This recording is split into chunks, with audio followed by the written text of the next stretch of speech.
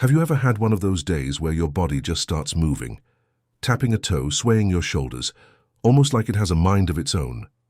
Maybe it's the sound of a favorite old song on the radio, or just a cup of coffee hitting the bloodstream a little too fast. Now imagine that tiny jig turning into a full-on dance. That doesn't stop. Not for hours, not even for days. Well, welcome to one of history's most bizarre true tales. It starts, not with music or joy, but with a barefoot woman stepping into the streets of Strasbourg on a warm morning in July 1518. And dancing. There was no festival, no minstrels playing lutes, no wine flowing in the town square. Just one woman, Frau Trophäa was her name, twirling and stomping and flailing like a woman possessed. Her neighbors stared. At first, they chuckled. Then they frowned.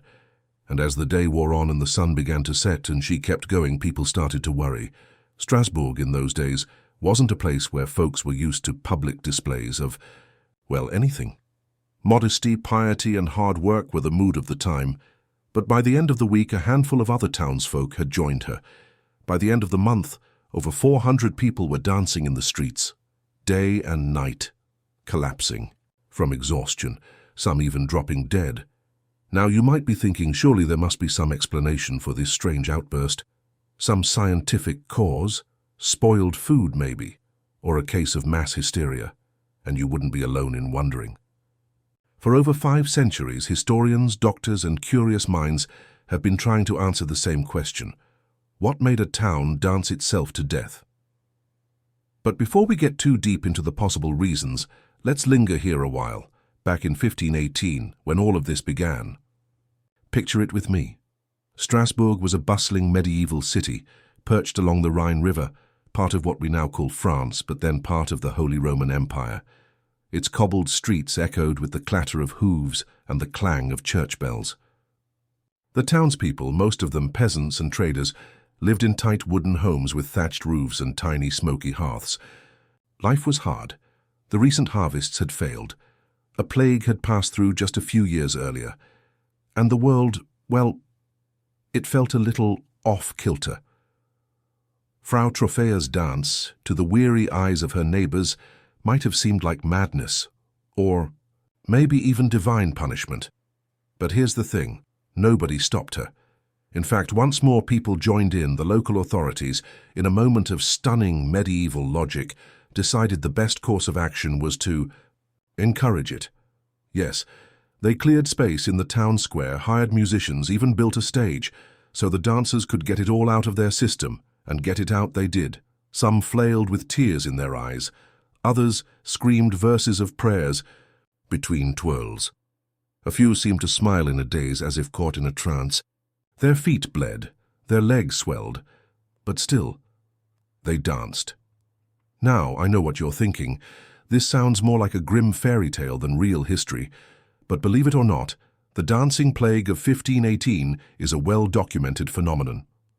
Chroniclers of the time, clergy, doctors, even city officials, wrote about it with utter seriousness. One physician noted the cause was overheated blood.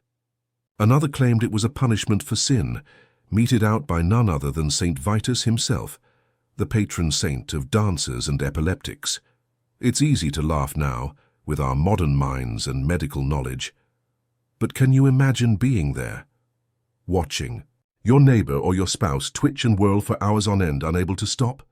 Feeling helpless, unsure whether to pray for them or tie them down. As more people succumbed, the atmosphere shifted from curiosity to panic. Merchants closed their stalls, families locked their doors, the clergy held emergency sermons. It must have felt to many like the end of days. And somewhere, perhaps behind a shuttered window or from the steps of a chapel, an elderly couple watched in silence. Maybe they held hands, remembering the dances of their youth, the May Day festivals, the harvest feasts, the gentle sway of hips to a tune played on a lute. But what they saw now wasn't joy. It was terror in rhythm. You see, this wasn't dancing for celebration. It was dancing like your body had been hijacked, like the strings of your limbs had been pulled tight by something invisible. An anxiety, maybe, or a grief too large to name. Because underneath all this strange movement, there Was something deeply human happening? A collective cry, perhaps. A whole town expressing something they couldn't put into words. In a way, these dancers were saying what no sermon could. We are overwhelmed, we are grieving, we are scared, and it came out in their feet. Let's pause here, just for a moment. Breathe in, breathe out. Sometimes the strangest stories reveal the deepest truths, don't they? This one certainly does, because what happened next in Strasbourg will take us deeper, not just into more mysterious symptoms, but into the heart of what it means to be human during hard times. There's something eerie about watching a crowd move in unison, especially when they don't mean to. And in Strasbourg, that eerie feeling was becoming unbearable. What had started with a single woman was now a frenzied tide of movement sweeping through the city like a storm with no wind, no rain, just restless limbs and exhausted eyes. The authorities, bless them, still hadn't quite grasped the gravity of the situation. In fact, their logic seemed to dance right alongside the afflicted. They believed the only way to cure the dancers was to let them dance it out. More musicians were hired, more space cleared. Even wooden platforms were built to accommodate the growing numbers. It was a medieval wellness plan, if by wellness you meant bleeding feet and bodies collapsing in the heat. But not everyone was clapping along to this odd rhythm. Some doctors, yes, they existed then too, even if their remedies included leeches and powdered gemstones, began to suggest the dancing wasn't just physical. They thought it was mental, spiritual, something deeper, something darker. They weren't wrong. Modern scholars now believe what unfolded in Strasbourg was a case of mass psychogenic illness, a kind of group hysteria brought on by extreme stress. And if we stop for a second, we might understand how such stress built up. Life in 1518 wasn't what you'd call relaxing. Most people lived on the edge of hunger. Disease moved faster than gossip. Political and religious tensions were boiling over, and with no real understanding of germs or mental health, people looked for meaning in everything, comets, dreams, or the strange behavior of their neighbors. Imagine carrying the weight of that life every single day, the constant toll of survival, the fear that the crops would fail again, that your child's cough might be something worse, that your soul might be condemned for sins you didn't even know you'd committed. Now picture hundreds of people, all carrying that same burden, finally cracking under the pressure, not with screams or riots, but with dance. And what a sight it must have been. People of every age, every trade, tailors, bakers, widows, even the town butcher, moved together through the streets in a slow, maddening trance. No music guided them. Their rhythm came from within. Some whispered prayers while they danced. Others laughed. A few reportedly foamed at the mouth. More than one collapsed and never got back up. Reports vary, of course. This was the 1500s, not the age of Twitter or surveillance cameras, but some chroniclers claim that as many as 15 people a day died from exhaustion, heart attacks, or sheer dehydration. Still, the dancing went on. The church, growing uneasy, decided this was no longer a town matter, but a spiritual crisis. The dancers, they reasoned, had been cursed, punished by a saint known for curing, of all things, uncontrollable movement, Saint Vitus. You couldn't make this up. And yet, here we are. In a strange twist of divine logic, the church ordered the dancers to be taken, by cart no less, to a mountaintop shrine dedicated to the saint. There, barefoot and blistered, they were made to walk around the altar, offer coins, and beg forgiveness. Some accounts even suggest they wore little red, shoes soaked in holy water, meant to drive the evil out through their souls. It's a bizarre image, isn't it? Dozens of half-conscious people shuffling through a chapel, barely upright, hoping their prayers would untangle their limbs. But in time, as summer turned to autumn, the plague began to fade. The dancing stopped. The city exhaled. But the mystery lingered, and it still does today. Centuries later, we still don't have one simple explanation. Some believe it was ergot poisoning, a toxic mold that grows on damp rye and causes hallucinations. Others believe it was trauma, or grief, or suppressed fear turned loose. But perhaps the truth is stranger and sadder than all of that. Maybe those villagers weren't just dancing from madness. Maybe they were dancing from pain. Maybe they were dancing for the same reason we sometimes find ourselves walking into a quiet room, closing the door behind us, and swaying gently to a song we haven't heard in 30 years. Because the body remembers what the mind tries to forget. In a time before therapy, before journals, before late-night calls to a trusted friend, what outlet did they have? When language fails, the body speaks. And in Strasbourg it screamed. But there's something else here too, something oddly beautiful, if you tilt your head just right. In all their terror, in all their despair, these people came together. They didn't isolate, they didn't retreat. They danced side by side in one of the strangest communal rituals history has ever seen. They let their pain out in the open, not hidden behind locked doors, but right there in the city square. It was uncontainable and unforgettable. So many of us today still carry things that are hard to name. Some call it stress, others call it loneliness. Sometimes it's just a quiet heaviness that settles in your chest and stays there like unwelcome fog. And though we may not twirl through the streets when it gets too much, the need to move, somehow, someway, never really left us. Sometimes, healing isn't about logic, it's about rhythm. And for a brief, strange summer in 1518, a town of tired souls moved their grief through dance. The summer had passed, the bodies had stilled, and Strasbourg began to piece itself back together. The markets reopened. The musicians packed away their lutes. The church bells resumed their usual duties, tolling for Mass instead of the endless rhythm of 100 weary feet. But something about the city had changed. You could feel it in the silence, that strange hush that comes after a storm, not the sound of relief exactly, but of reflection. Dev not quite knowing what to say, because how do you talk about something like that? How do you look your neighbor in the eye after watching them dance themselves into collapse? How do you sit across from your husband at supper when just weeks earlier he'd been jerking like a marionette, shouting fragments of psalms between convulsions? People did what people have always done. They didn't talk much about it.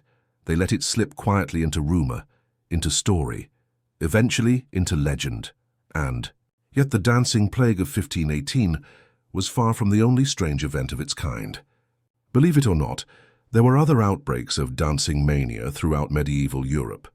In the decades before and after Strasbourg's ordeal, entire groups of people in places like Aachen, Cologne, and even the Netherlands reported similar episodes: mass movement, uncontrollable twitches, trance-like states, always during hard times, always during hunger or war or after plague.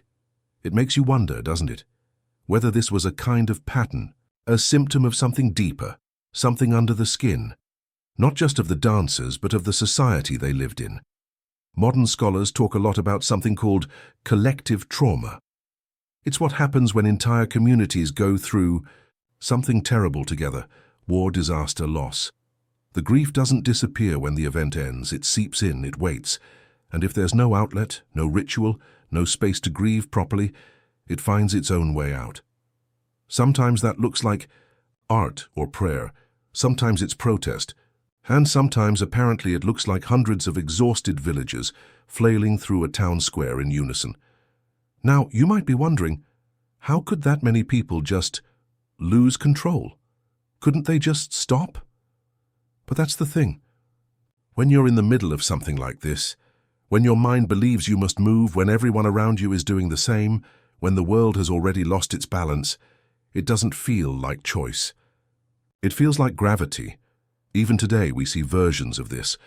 Think of crowded sports arenas where the energy builds until people jump and scream without even knowing why, or political rallies where emotions spill over like a tidal wave, or viral dance trends where people across continents suddenly move in the same way for no real reason beyond connection. The difference is that in 1518 there was no screen, no TikTok, no language for what they were feeling, only the body. And the body kept the score. But even as the fever faded, Strasbourg didn't forget. Not really. Over the centuries, the story was passed down, first as warning, then as curiosity, eventually as mystery. It entered textbooks. It showed up in strange places: 19th century medical journals, 20th century psychiatric debates, even indie rock songs and documentaries. And today, here we are, 500 years later, still talking about it. Why? Why does this strange little footnote in history still pull us in? Maybe because deep down we recognize something familiar in it. The idea of being overwhelmed by life, of feeling helpless, of reaching the limit of what one heart can hold. And then, quite simply, moving. Not because it's logical, not because it helps, but because it's the only thing left to do. Now let's take a step back from the story for a moment, not to spoil the spell, but to breathe, to reflect. Have you ever had a moment, quiet or loud, where you felt like your emotions took the wheel? A laugh that came out of nowhere. Tears during a song you didn't expect. That impulse to walk, to sing, to move, when the world gets just a bit too heavy. That's your body remembering. That's you, in your own quiet way, dancing through it. Because here's the truth no one tells us when we're young. You don't outgrow emotion. You don't age out of overwhelm. The storms might shift, but they still come. And so we find our rhythms. We take walks at dusk. We hum to ourselves while folding laundry. We cry over movies we've seen a dozen times. Somewhere in all of that, we are still processing, still healing. So no, you'll probably never find yourself in a medieval town square, dancing alongside shoeless strangers until your knees give out. But that spirit, the one that says, I don't know how to explain this, but I need to move through it, it lives on. Maybe that's what the dancing plague really was. Not madness, not punishment, but an ancient form of release. An exhale made visible. We don't have all the answers, we never will, but perhaps that's okay. Perhaps the mystery is part of the meaning. Now, if you've made it this far into the tale, then you've already stepped well beyond the edge of ordinary history. We've passed through plague-stricken cities and church-sanctioned chaos, and we've watched, if only in our minds, hundreds of people sway, spin, and collapse under the weight of something far larger than themselves. But let's sit together a bit longer, not just to marvel at what happened, but to wonder why it stayed with us for so long. After all, history is filled with strange stories, forgotten wars, lost cities, but this one dances back to us century after century, as if tapping us on the shoulder and asking, do you still feel like this sometimes? And the truth is, yes, we do. You see, what happened in Strasbourg wasn't just about physical movement. It was about emotional overload, and in that sense, it's timeless. Even today, in an age of constant connection, we're not always sure how to process what we're feeling. The world asks us to carry so much: news, grief, change, uncertainty, and often we carry it in silence, but your body never forgets. It carries the tension in your neck, the flutter in your chest, the heaviness in your legs. We don't always call it dancing. Sometimes we call it pacing, or gardening, or humming to ourselves in the kitchen when no one else is home. It's the small movements that save us. Think about it. When you were a child, overwhelmed by excitement or frustration, didn't you move? You ran in circles, you stomped, you waved your arms. You threw yourself onto the grass and stared at the sky. Nobody told you to do it, you just did. Because the body knew. But then we grow up. We're told to sit still, to compose ourselves, to keep calm and carry on. And somewhere along the way, we start bottling things up, neatly corked beneath smiles and polite small talk. And yet, when the cork pops, through stress or grief or even joy, the dance begins again. It doesn't always look like Strasbourg. It might look like crying in the car, or laughing too loudly at something not that funny, or walking longer than you meant to because it just felt good to move. That's the wisdom we often forget as we age, that the body isn't just a vehicle, it's a storyteller.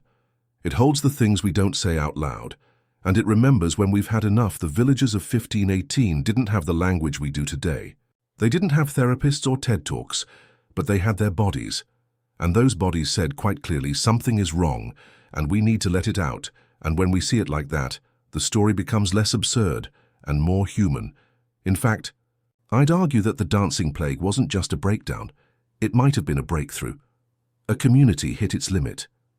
And instead of lashing out or shutting down, they moved together. They created, unintentionally perhaps, a ritual of release, a collective exhale. And while it may have frightened the onlookers and taken lives in tragic ways, it also revealed something sacred, that even in the darkest moments, people move toward one another, because that's what we do, isn't it? In grief, in joy, in confusion, we gather. Around tables, in churches, at bus stops, or online, we find each other, we mirror each other. We remind each other, you are not going through this alone. Maybe that's why this story still matters, because on some deep, wordless level, we know what it feels like to be overwhelmed.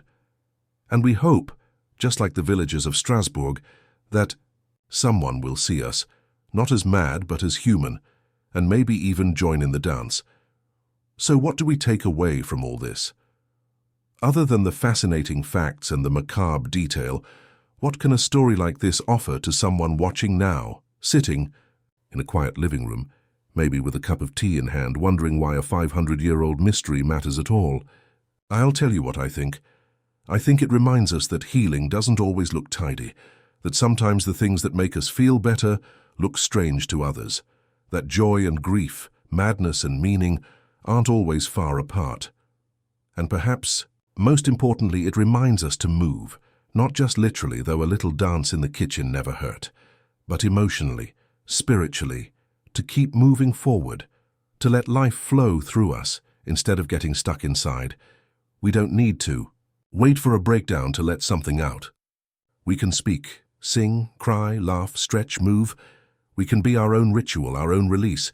The people of Strasbourg didn't have all the answers, neither do we. But they showed us what happens when emotions have no outlet, when the rhythm of life builds and builds until it must be felt, fully and publicly. And sometimes it's not about understanding the mystery, it's about honoring it. There's a moment just before a dance ends where everything seems to float. The body is still in motion, but the heart knows it's nearly time to rest. That's where we are now, at the edge of this story, where history lets go of our hand and leaves us to wonder what we've learned. And perhaps after all this, the strangest thing isn't the dancing. It's that it stopped. One by one, people returned to their homes. They peeled off their shoes or what was left of them and eased into their beds. Their bodies were sore, but still. And the town, like a great animal that had been holding its breath, finally exhaled. We don't know what they felt. Relief, embarrassment, maybe even grief for those who didn't make it. The records don't say. History, you'll find, is frustratingly quiet when it comes to feelings. It gives us facts, dates, names, guesses, but rarely tells us what something meant to the people who lived through it. But that's where imagination comes in. That's where empathy lives. So let's imagine, just for a moment, an older man, grey, at the temples, hands gnarled from years of work, sitting on a bench outside his home. He's watching the dust settle in the square. A child passes, skipping. A neighbor nods. Somewhere nearby, someone hums a tune, soft and slow. He closes his eyes, and in his mind he's still dancing. Not with frenzy now, not in terror, but gently. Just a shuffle of the feet, the memory of motion. And maybe, just maybe, he smiles, because for all its horror, for all its confusion, that dance meant something. It was an eruption, yes, but also a connection. It linked people who had no other way of understanding one another's pain. It gave shape to the shapeless. And now that it was over, the silence itself felt full, like a song that had ended but still echoed somewhere in the chest. What the villagers didn't know, couldn't have known, was that they were becoming part of something bigger, a story. That would survive 5 centuries, a legend passed from monk to merchant to scholar to schoolchild to, well, you and me. And in that way, they're still dancing. We tend to think of history as something locked in stone, dead dates and dust-covered names. But it's not, it's movement, it's rhythm. It's the beating of countless hearts across time trying, just like us, to make sense of their lives. The dancing plague of 1518 is absurd, yes, mysterious, certainly, but above all, it's human. And that's why we tell it. Because when we listen to the past, not just for facts, but for feeling, we hear ourselves. We remember that confusion isn't new, that overwhelm didn't begin with smartphones, that even 500 years ago people got tired, lonely, scared, and they tried, however strangely, to shake it off. So if you find yourself overwhelmed lately by the news, by change, by life itself, maybe take a cue from our medieval friends. Move a little, hum something, talk to someone. Let the pressure out, gently and honestly. And if anyone looks at you funny, just smile and say, it's historical. The story ends where all good stories should, with a lesson not shouted but quietly offered. You are allowed to feel. You are allowed to release. You are allowed to be human, so go ahead. Loosen your shoulders, wiggle your toes. Put on that old song you used to love. The dance doesn't have to be wild. It doesn't have to make sense. It just has to be yours. Thank you for joining me on this curious little journey through one of history's oddest episodes. If you found something in this story that made you pause, or think, or smile, leave a comment below. I'd love to hear what rhythms you've danced through in your own life. And if you enjoyed this kind of gentle, surprising history, don't forget to like this video, subscribe to the channel, and share it with someone who might be carrying a little too much. Because the truth is, we're all dancing through something. It's just easier when we do it together. Here's to finding your rhythm, at any age, in any season, for any reason. Good night, my friend. And may your next step be light.